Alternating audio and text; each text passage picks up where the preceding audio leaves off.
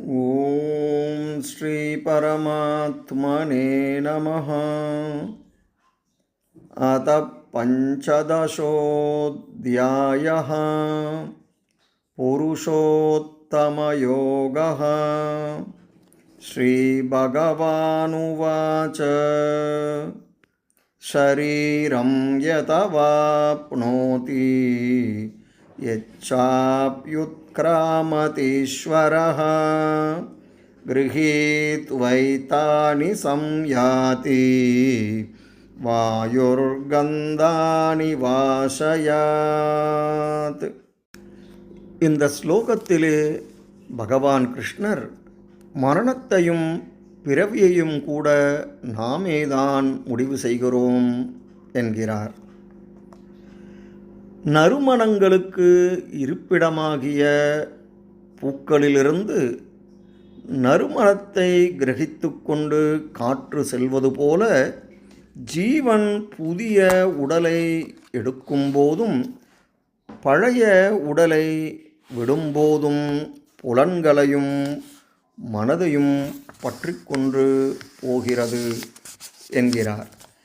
இந்த உலகில் நாம் வாழும் வாழ்க்கை மட்டுமல்ல, அடுத்த பிறவியையும் நாமேதான் முடிவு செய்கிறோம்.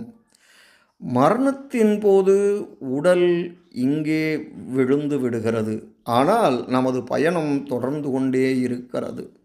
புலன்களும் மனமும் அனுபவித்த இன்ப துன்பங்களின் வாசனையை, அதாவது சாரத்தை கிரகித்து கொண்டு ஜீவன் பயணத்தை தொடர்கிறான்.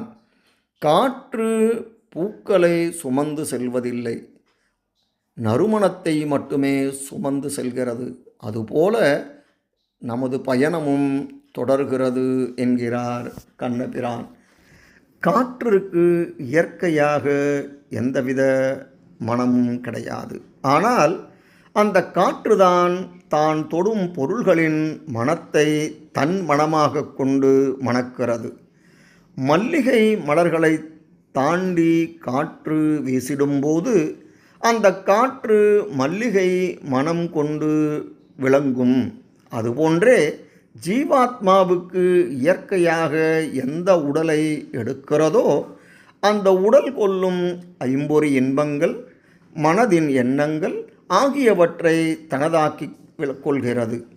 மரணத்திற்கு பின் அந்த ஜீவாத்மா அந்த உடலை விட்டு போகும்போது தன்னுடன் அந்த உடலுக்குரிய வினை பயன்களை சேர்த்து கொண்டு மற்றொரு பிறவியில் எடுக்கும் உடலுடன் இணைந்து விடுகிறது. உலக இன்பங்களில் பற்று இருக்கும் வரை இந்த வினை பயன்கள் ஜீவாத்மாவுடன் உருவாடிக்கொண்டேதான் இருக்கும் என்கிறது இந்த ஸ்லோகம். அடுத்த பதிவிலே இதன் தொடர்ச்சியை பார்ப்போம். நன்றி, வணக்கம்.